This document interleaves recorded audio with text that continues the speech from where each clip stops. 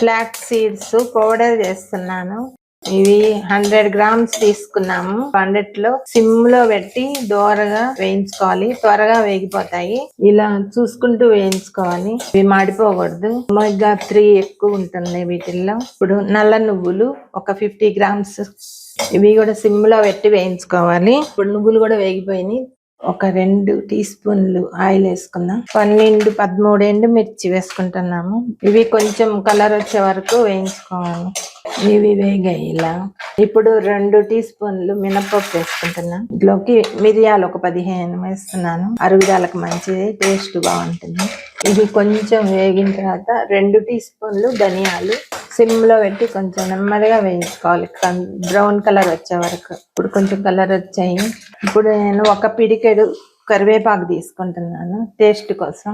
ఇది లేకుండా కూడా చేసుకోవచ్చు. దాంట్లోకి 1 స్పూన్ జీలకర్ర, కరివేపాకు కొంచెం క్రిస్పీగా వేగే వరకు వేయించుకోవాలి. ఇంత చింతపండు వేసుకోవాలి, కొంచెం ఇంత ఉంటే చాలు. ఇది కొంచెం బాగా క్రిస్పీగా వేగే వరకు వేయించుకోవాలి. ఇలా వేయించుకున్నాము. ఆకు కూడా బాగా వేగిపోయింది. వీటిల్ని మిక్సీ చేసుకున్నాం. దాంట్లోకి 1 స్పూన్ అంతా కల్లుప్పు వేస్తున్నాను. చాలకపోతే మళ్ళీ చూసి వేసుకోవచ్చు.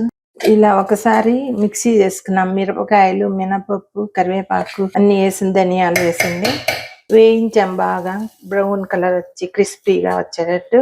50 గ్రామ్స్, 1/2 కప్ నువ్వులు, దాంట్లోకి ఒక 10 వెల్లుల్లి రెబ్బలు, ఈ సైజు ఒక 10 తీసుకొని వేసుకోవాలి. ఇది మిక్సీ చేసుకోవాలి.